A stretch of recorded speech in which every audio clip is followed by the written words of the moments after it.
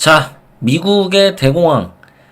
이 영상 끝까지 보고 이제 혹시라도 충격 받으시는 분들이 있을 텐데, 충격을 받진 마시고, 여러분들이 생각하셔야 될 건 어떤 부분이냐면, 미국의 대공황 전과 후가, 어떤 상황들이 벌어지고, 이 상황들이 왜 한국의 지금 모습과 비슷한지 한번 생각해보는 그런 시간을 가지는 겁니다.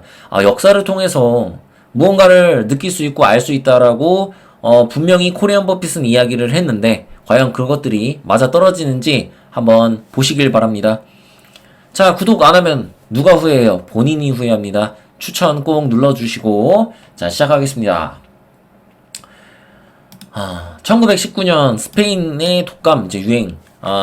여러분 보시면 알겠지만 2019년에 무슨 일이 있었죠? 예, 코로나19가 있었습니다. 자, 우연의 일치이지만 이때 스페인 독감이 정확히 1919년에 발생했고요. 이걸로 인해서 많은 사상자가 일어났습니다. 자, 그리고 1920년대 미국은 역사적 풍요의 시대였다. 자, 역사적 풍요의 시대였던 이유는 일단은 1차 세계대전이 유럽에서 일어났을 때 미국이 이제 군수 물품을, 이제 무기를 많이 이제 팔아먹어가지고 얘네가 떼돈을 버는 겁니다. 그래서 한마디로 역사적인 풍요의 시대가 시작이 되었다. 이렇게 보시면 되는데 그 풍요의 시대가 지금 옆에서 지금 보이시는 이것을 보면 알 수 있습니다. 지금 1920년대 미국의 모습이에요. 어때요? 삐까뻔쩍하죠? 지금과 크게 다르다고 얘기할 수가 없어요. 솔직히 디자인이나 이런 거 보면 굉장히 좀 멋있습니다. 그쵸?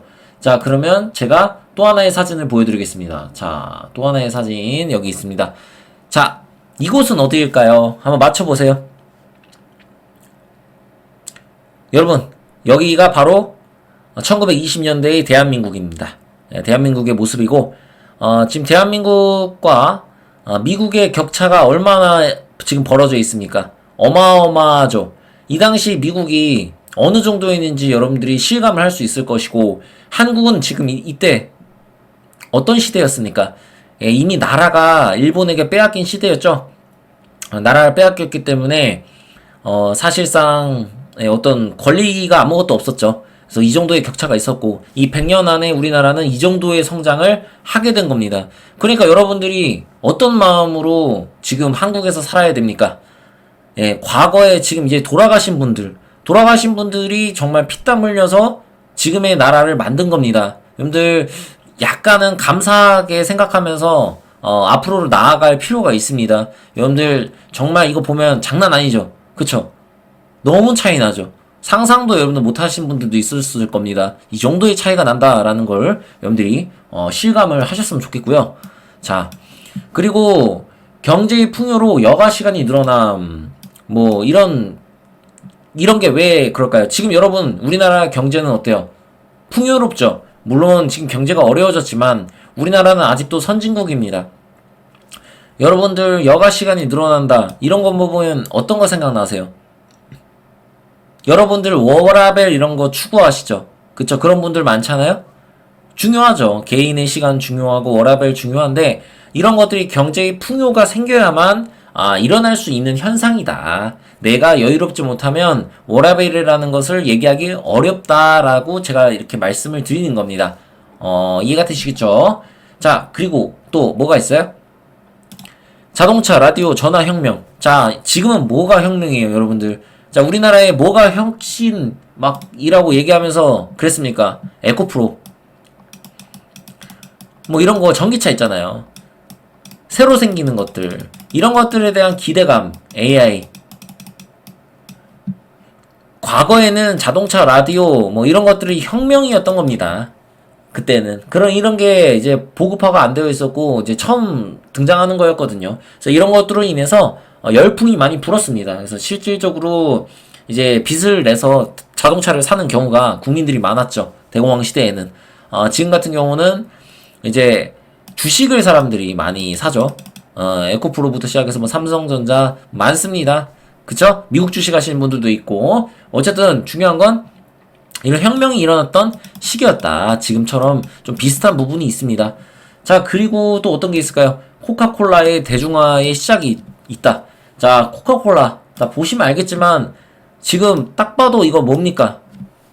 예, 지금 코카콜라 영업하고 있는 거죠. 지금 왼팔에 지금 코카콜라 이 주머니를 메고 영업하고 있는 겁니다. 마치 이제 지금 이제 여러분들 이마트 같은 데 가시면 이제 시식 코너 있잖아요. 이런 데 보시면 이모님들이 이제 뭐 하나 이제 구우면서 막 꼬시잖아. 막 냄새 나잖아. 맛있는 냄새. 막 만두 굽고, 그리고 뭐 햄 같은 거 굽고 하면 가서 하나 먹고 보고 싶잖아. 그죠? 시식하고 사시는 분들도 있고. 예, 그런 이제 코카콜라가 이제 신제품이다 보니까 초창기였다 이거입니다. 그래서 그에 대한 대중화가 시작되었고 지금의 코카콜라가 있게 되었다. 그리고 지금의 워렌 버핏이 탄생하게 되었다.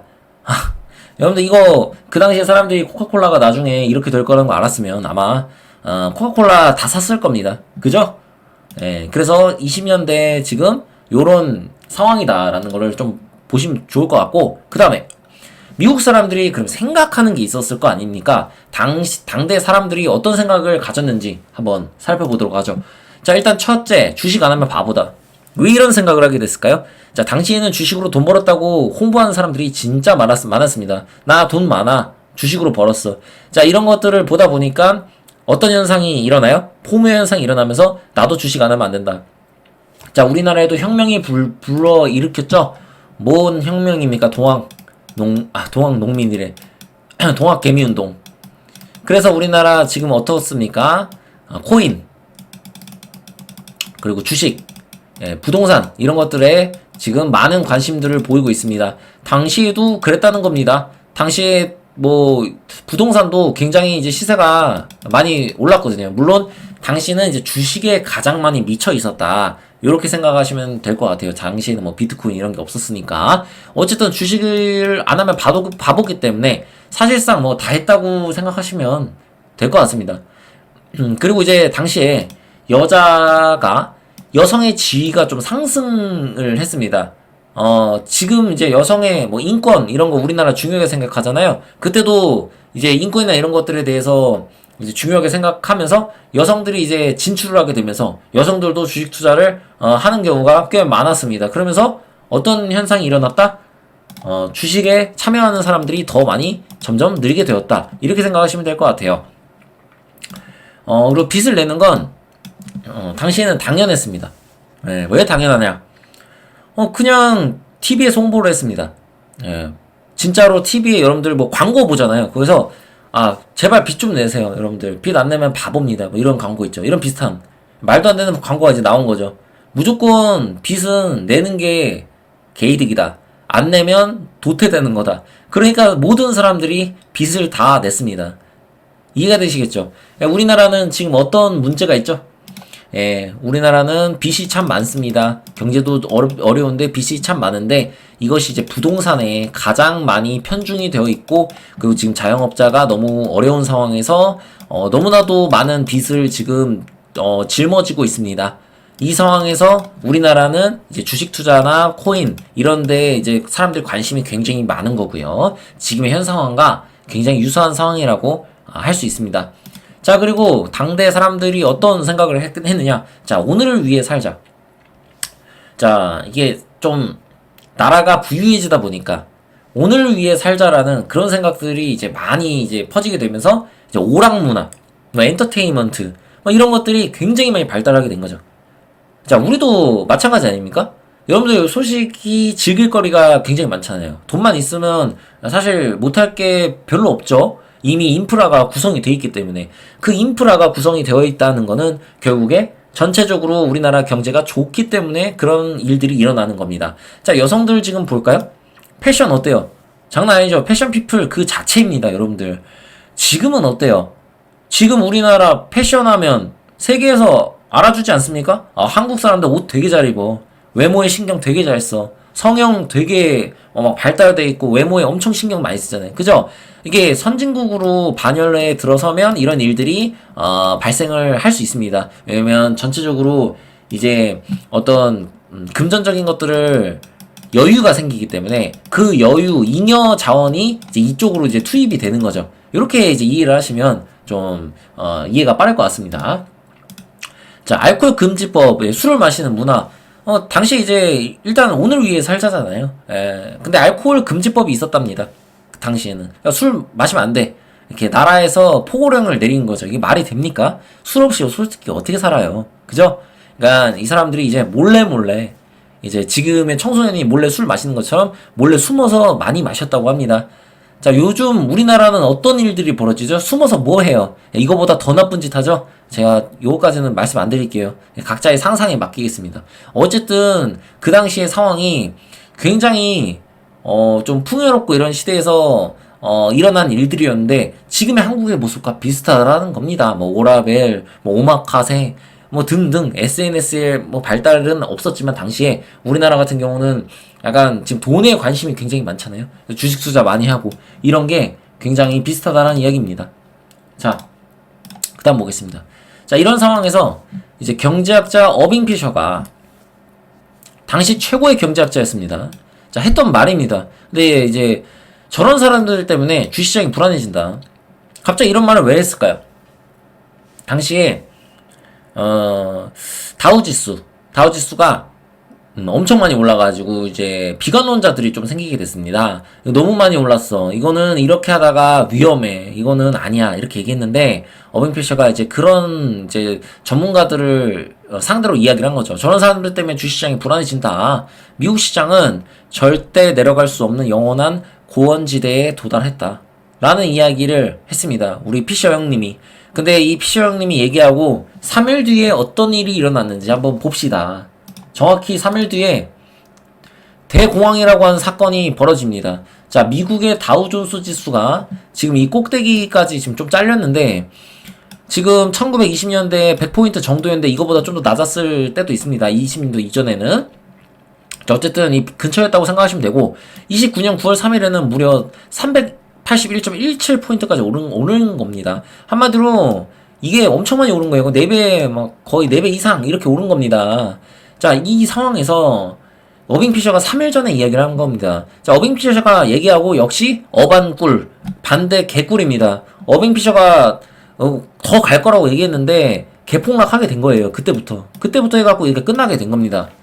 자, 이게 바로 그 당시 대공황의 상황이었습니다. 주시장에 투자했던 사람들은 주식 투자금을 회수하기가 쉽지 않았을 겁니다. 지금처럼 HTS 거래가 아니잖아요. 그쵸? 여러분들 쉽게 클릭만으로 되는 게 아니잖아. 그 당시 객장에 직접 가야 되잖아. 그쵸? 대응하기도 힘들었겠죠. 지금과 다르다고요. 이러한 현상들이 어쨌든 있었다는 거예요.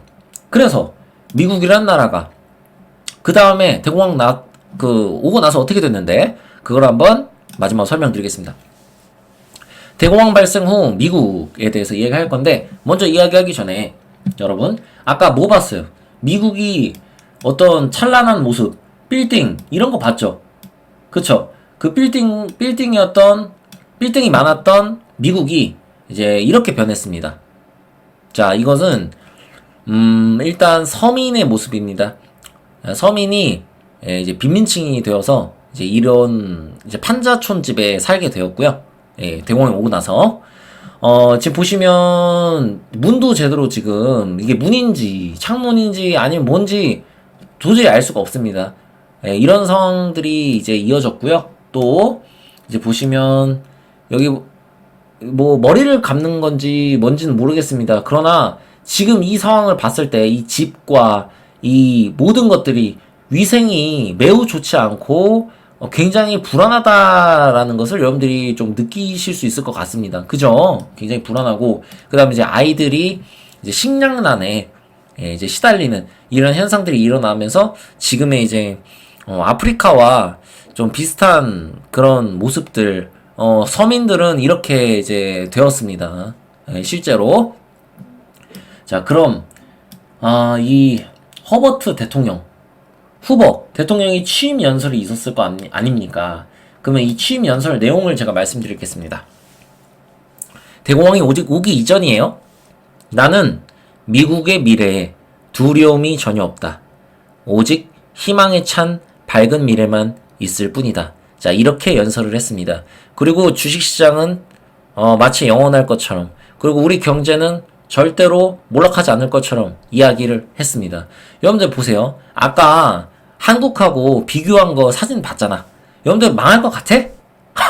망할 것 같냐고. 아니, 경제학자 어빙 피셔도 안 망한다잖아. 그러면 여러분들 그냥 묻지도 따지 말고 그냥 고 아닙니까? 다들 그렇게 생각을 할 수밖에 없었다는 거죠. 자, 이런 상황에서 결국에는 실업률이 4%에서 25%로 증가하게 됩니다. 대공황 발생 이전에는 4%였던 실업률이 25% 증가했다. 이거 어느 정도냐면 대한민국 국민의 4분의 1이 이미 직장을 잃었다는 이야기고요. 아무 일도 할 수 없었다라고 생각하시면 됩니다. 이해가 되시겠죠? 그리고 저번에 이제 제가 영상 하나 만들었잖아요. IMF하고 비교한 거. 자, IMF하고 비교한 영상에서는 IMF 당시 실업률이 7%라고 제가 아마 말씀드렸을 겁니다.